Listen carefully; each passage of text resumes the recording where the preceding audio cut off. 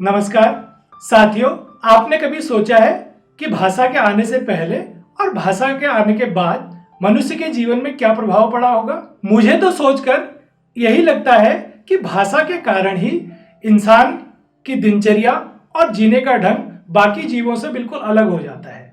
जी हाँ साथियों, तो आज हम इसी विषय पर विस्तार से बातचीत करने वाले हैं कि भाषा का संबंध इंसान के जीवन से क्या है और भाषा सीखी कैसे जाती है।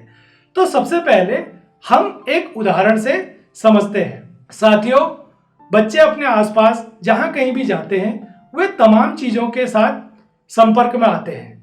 वे चीजों को देखते हैं, ध्वनियों को सुनते हैं, स्वाद को चखते हैं, गंध को सूंघते हैं और स्पर्श करके चीजों की पहचान करने की कोशिश करते हैं। इस प्रक्रिया के बारे में हमारे भाषाविदों का मानना है कि हम जो कुछ भी अपनी इंद्रियों से अनुभव करते हैं या महसूस करते हैं, उनकी छवियां हमारे दिमाग में बन जाती हैं। अगली बार जब हम उन चीजों के संपर्क में आते हैं और लोगों को उस बारे में बात करते हुए सुनते हैं, तो हमारे मन में बनी हुई छवि और सुने हुए शब्दों का संबंध बनकर हम भी भाषा सीखना शुरू कर देते हैं और नई नई शब्दावली बनती चली जाती है। शब्दों से परिचय के बाद अब हम देखते हैं कि वाक्यों की समझ कैसे बनती है।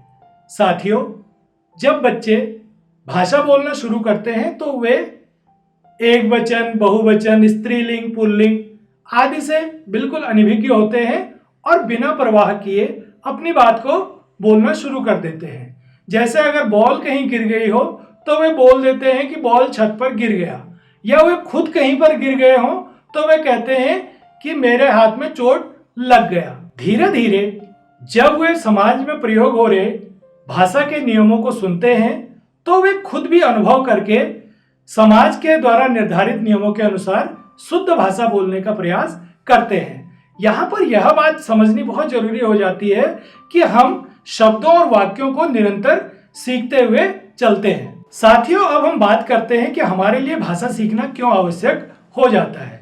तो जैसा कि हम समाज में रहते हैं तो लोगों की बातचीत को सुनने के लिए और अपनी बात कहने के लिए तो हमें भाषा की जरूरत होती है। साथ ही किसी गहन विषय पर विचार विमर्श करना, चर्चा करना, विश्लेषण करने के लिए भी हम भाषा का ही प्रयोग करते हैं। जब बात होती है पढ़ने लिखने की तो वह भी भाषा के बिना संभव नहीं होता है।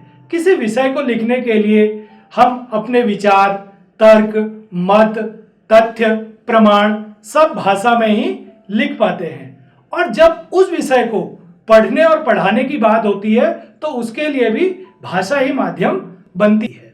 भाषा के बिना ज्ञान का निर्माण और उसका आदान प्रदान भी संभव नहीं है। आशा करते हैं कि आज की बातचीत से मनुष्य और भाषा का संबंध समझने में आपको सहायता मिली होगी। एक नए विषय के साथ फिर मुलाकात होगी। तब तक के लिए धन्यवाद।